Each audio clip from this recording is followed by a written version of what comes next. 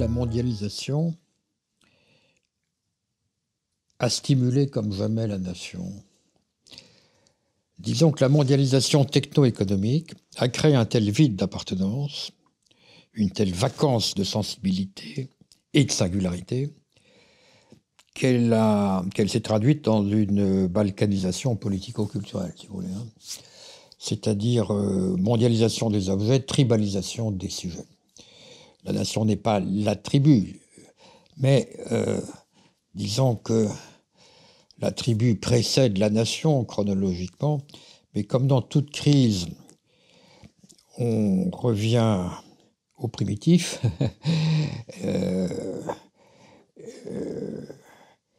parce que les déstructurations se font en sens inverse de la temporalité, n'est-ce pas? Bon, si vous perdez la mémoire, moi comme moi par exemple, je me souviens beaucoup plus de ce que j'ai fait il y a 50 ans que de ce que je faisais hier. Dans l'évolution des sociétés, c'est la même chose. Quand il y a un grand trauma, on revient à la tribu revient au clan, le clan à la famille, enfin ce qui résiste le plus, c'est ce qui était là en premier. Donc ce qui résiste le plus, c'est le plus rudimentaire. Alors, effectivement, si en 1969, je crois, vous n'étiez pas né, mon cher Philippe, que j'ai découvert ça, que nous allions avoir non pas la mondialisation prévue par Servan-Schreiber, mais que nous allions avoir des insurrections identitaires un peu partout. C'est devenu une banalité, mais à l'époque, ce n'était pas compréhensible. Effectivement, j'avais eu cette impression en 71-72. J'étais à Alger ou dans d'autres pays du Maghreb, et je voyais que c'était dans les facultés des sciences et des techniques qu'il y avait le plus d'islamistes. Chez les littéraires, chez les sciences molles, on était très progressistes. Et toujours, plus on est technicien, plus on est archéo. Ça m'avait attiré l'attention tout de même. Moi, je vous parle d'il y a 50 ans. Oui. Autrement dit, j'ai compris à ce moment-là que l'opposition classique entre archaïsme et modernité était une connerie. Et j'ai compris que la modernisation serait archaïsante. C'est-à-dire que plus on avance du côté de la machine, plus on recule du côté de la psyché. Très emmerdant, on va dire. C'est très emmerdant. Ça peut être très emmerdant. Mais en tout cas, ça explique pourquoi, contrairement à tout ce que la bonne gauche, notre gauche, vous et à moi, rationaliste, optimiste, Condorcet, etc., plus on avance, plus on recule. C'est embêtant. Je veux dire, on avait longtemps cru que la nation, ce n'était qu'un stade intermédiaire entre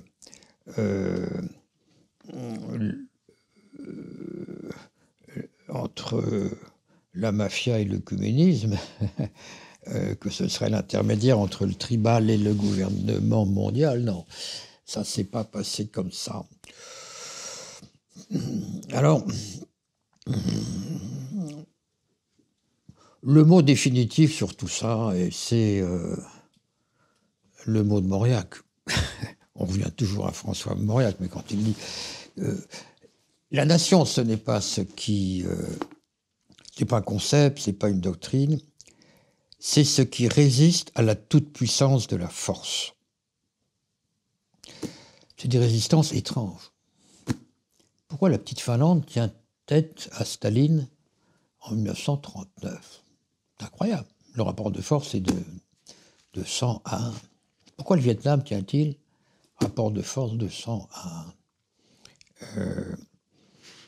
À la limite, pourquoi Israël tient-il devant le monde arabe ? Oui, effectivement, il y a quelque chose qui résiste, qui subsiste et qui persiste, euh, s'il disparaît un soir, le matin voit sa renaissance, comme disait Apollinaire. Bon, voilà. Et donc, c'est très déstabilisant pour toute la pensée progressiste ordinaire, disons 18e, si vous voulez. Et donc, ça a pris de court la résurgence nationale ou la persistance nationale, enfin réactivée par la mondialisation, Oui. devenue susceptible, à cran, hostile,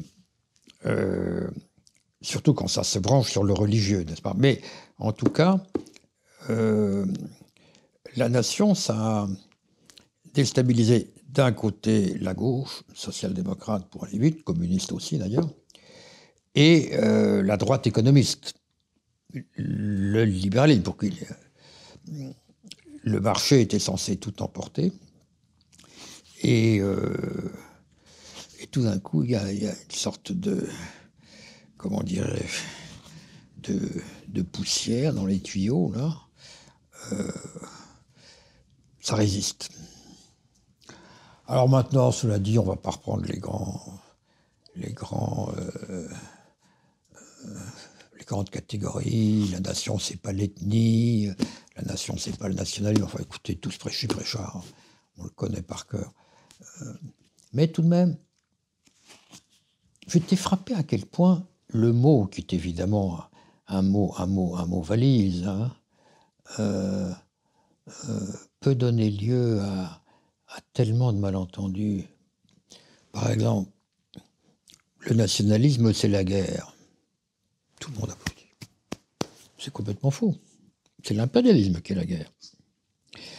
Et le nationalisme, c'est aussi les guerres de libération nationale. Et le supranationalisme, ça ne marche pas.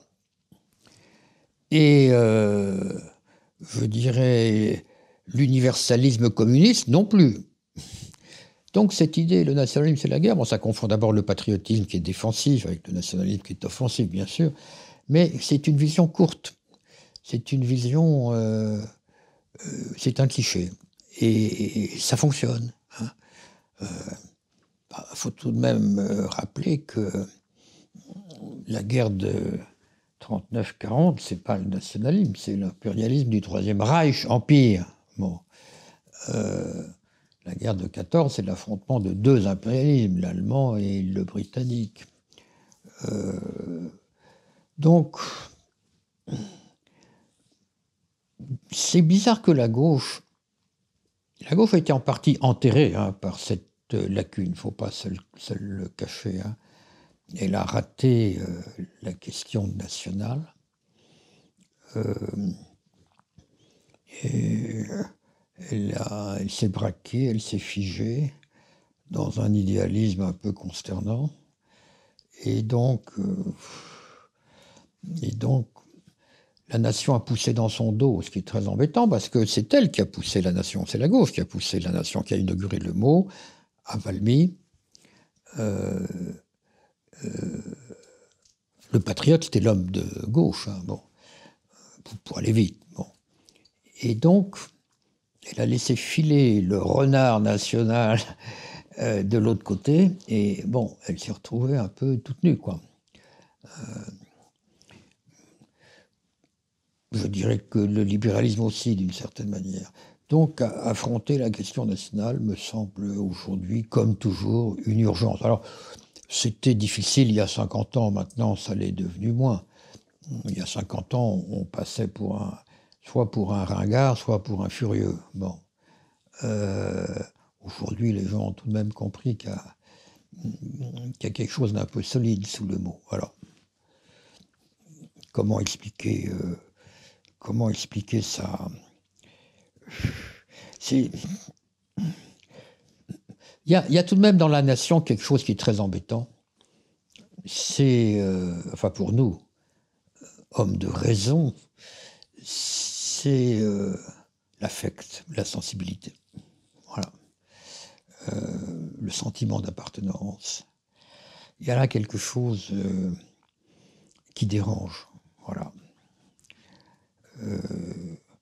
nous aimerions pouvoir être des intellectualistes tranquilles et appliquer l'esprit mathématique aux choses sociales. Mais il faut trouver la rationalité de la sensibilité. Voilà. Et alors, on en a un élément là, précisément, que je rappelais tout à l'heure, c'est l'uniformisation, araser les cultures, c'est donner rendez-vous à terme avec leur insurrection, la dialectique ayatollah de Coca-Cola. Plus vous mettez de Coca-Cola dans un pays, plus vous récoltez d'ayatollah. C'est une métaphore, mais c'est comme ça que ça se passe tout de même. Hein. Cette idée, ah ben non, on va leur faire des supermarchés, on va les développer, vous allez voir, et ils mettront leur drapeau de côté. Non, non. Ils seront le drapeau d'autant plus haut qu'il y a plus de supermarkets. Voilà. Et quand...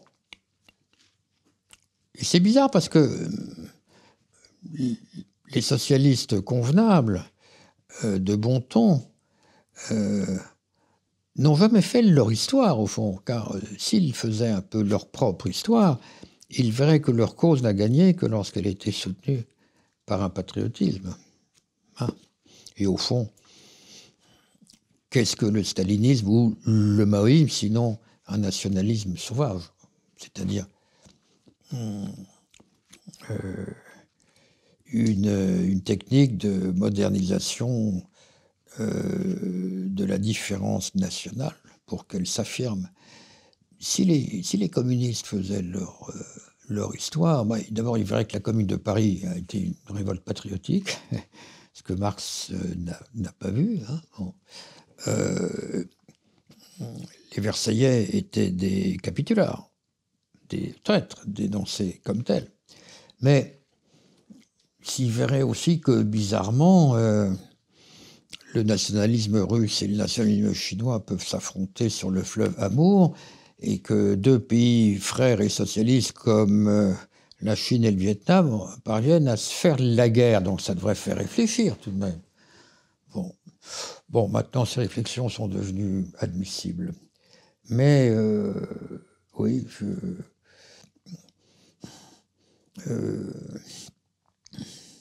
c'est la pierre d'achoppement, la nation, à la fois pour les politiques et pour les historiens.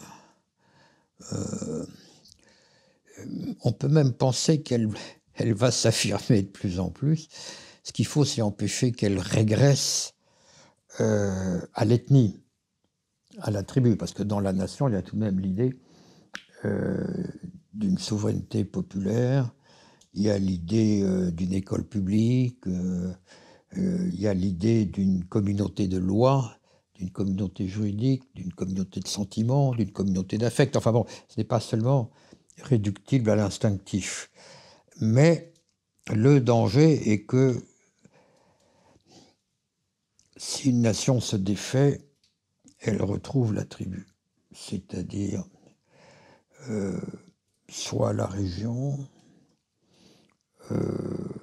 soit la confession religieuse,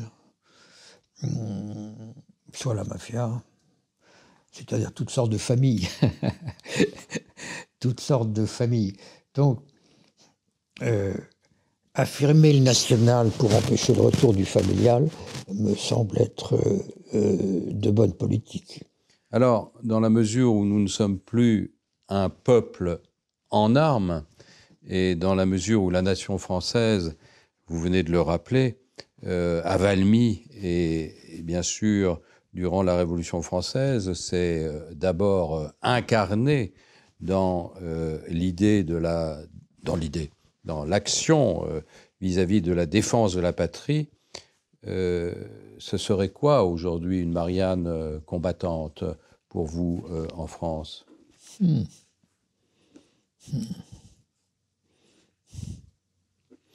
D'abord,